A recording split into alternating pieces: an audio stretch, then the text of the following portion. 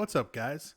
Let me introduce you to the French-wheeled light tank, the amd178b.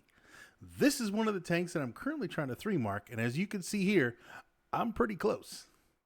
Yeah, that's right. It's a wheelie, and it's at Tier 6, and I'm sure you've seen this pile of junk buzzing around your Tier 6 games being a total non-factor. Now, I know the greater majority of players in the game hate wheelies, and I get it. They are annoying. The way they can just show up out of nowhere and spot you and drive away wiggling so you can't even hit them. Yeah, that's frustrating. But not this wheelie.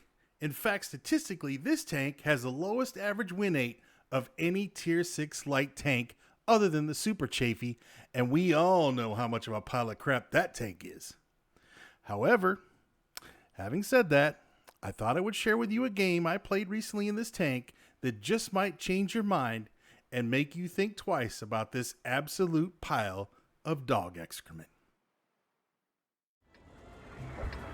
All right, let's get this started. So you'll notice that I'm using not exactly the best equipment, but it's good enough. I'm running optics, I'm running the low noise exhaust, and I'm running regular vents with a camo direct, and of course, food. Now, the first thing I'm going to do here is probably something that not many people think about. I'm going to head for a specific place on the map and make a beeline right for it. Now you'll notice I'm going to look for this telephone pole. It'll be the first one to the right of the one leaning over to the left. And you see it as we come over?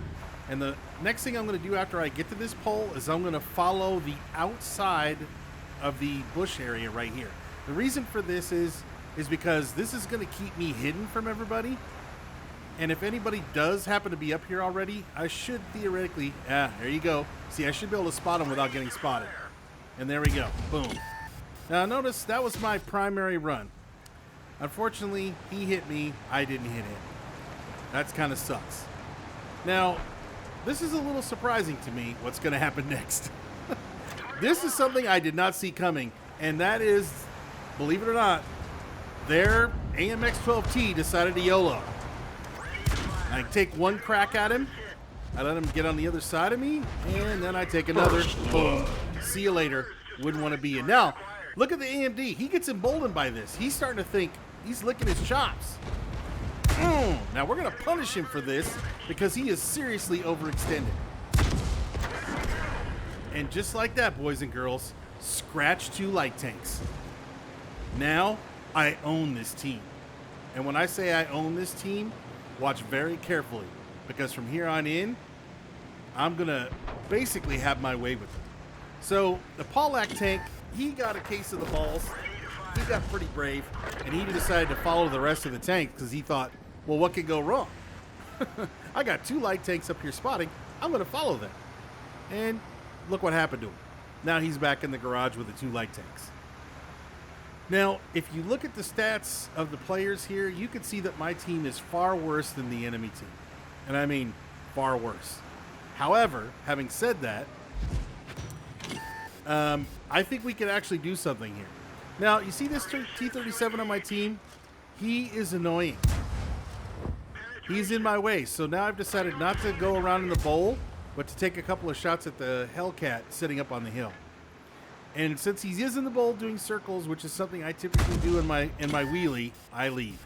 And I give him a, hey, you idiot, what are you doing? Why are you following me? Couple of shots to let him know I am not pleased. Now, I figure he's left, right? I think it's safe for me to go back into my spot and sit back in the bowl. I mean, right? But no, he's like your kid brother. If he sees you doing something, he wants to do it. So watch what happens the second I go back in the bowl. Look at the mini-map. Look at Mr. T-37. Like I said, he's like your 5-year-old brother following you all around town. Now check this out. I'm going to make one nice little pass and spot whatever is right around the corner. And here. And boom. Now, I just spotted the heavy tank, and he's going to get clapped. Now again, look at the T-37. He's basically just, he knows he's in my way. This guy is, again, guys, you're going to get these kind of players on your team. So again, I sent a shot to him letting him know how displeased I am with his dipshittery, and I back out. And the reason is because this guy's going to get me killed, and I don't want any part of this. However, oh, look at this. This is an opportunity that just presents itself rarely, so I take advantage of it. And now, I'm like, oh my god, my team is getting hit from every angle. I got to find out what's up there hitting them. Now, notice I drove right here, right there, right down the middle, right? The reason I did this is so A, I could spot the TDs. Now, I hide behind the dead heavy tank. Notice I'm staying behind it, keeping the TDs between me and the dead heavy. That's just in case they decided to shoot me. They wouldn't hit me, they'd hit the dead tank. Now, I keep going down the middle. Again, none of their tanks are going to be down the middle. So I'm not really worried. And now I'm on the left-hand side using the bushes as cover. Oh boy. Hello. Now, they don't see me until it's too late because that low noise exhaust, it's actually not bad. It actually does tend to work in some situations. Now, I'm getting lucky here. A, I'm getting lucky that the TDs aren't hitting me, and B, I'm getting lucky because, well, this T-37 is just under my foot constantly. I mean, he's like a bad penny. I can't get rid of him. I let my team know, hey, I'm going down here. I need some help. Instantly, guess what? I get spotted, and I spot this guy. This poor Achilles. I kind of feel bad for him because he's going to get clapped. Now, notice I keep staying underneath the hill, right? Because I'm actually low enough where they shouldn't theoretically be able to hit me up on the top of the hill. And again, I'm going to take another pass. This time, I know that there's a tank here, and there he is. So what I do is I dip to the other side so that he can't hit me. Now, I know there's somebody still in the back. I just don't know where he's at. So what I'm doing here is staying low, and now I'm going high to spot.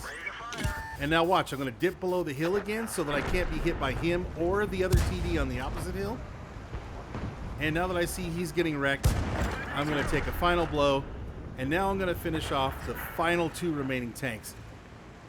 This is how you play a wheelie. You are super aggressive. You can't just sit back and you can't possibly scout or passively scout because this tank just isn't made for it. This tank is made to literally force your will on people. And you can get away with it when they don't have a light tank. See, their two light tanks threw their lives away. They basically YOLO to their death. And like I said, the second they were gone, I knew I was going to have my way with this team.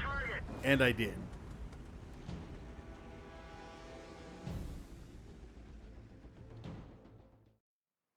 Okay, there you have it. The AMD178B, the crappiest wheelie in the game. We ended up with 3,535 spotting, 1,376 damage with 3 kills, and that ain't bad. I'll take that all day and twice on Sunday. We ended up with 5 spots, and again, considering how aggressive we were, that ain't bad. Now, does this change my mind about this tank? Hell no. It's absolute garbage, and by far the worst wheelie in the game. But given the right set of circumstances and an experienced wheelie driver behind the wheel, it can be insanely good. Now, I hope you enjoyed watching this game as much as I enjoyed playing it. If you did, please feel free to like, subscribe, and turn on alerts so you can see more of my horrible content. Anyway, until next time, guys, I'll see you on the battlefield.